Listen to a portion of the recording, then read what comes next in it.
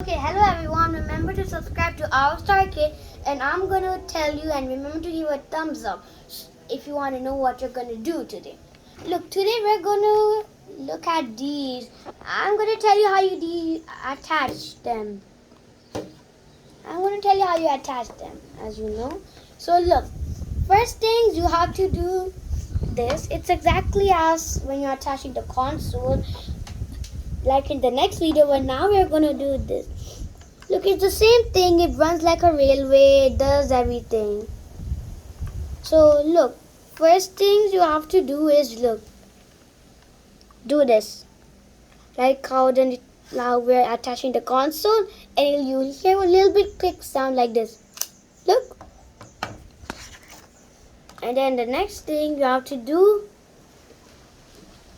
like this, and then you'll hear a click sound, and then look, you'll see lights coming from here, and you'll see this shiny shine called the Nintendo Switch OLED. And remember to subscribe and give a thumbs up, and bye. See you next time, and I hope you love the video. Bye.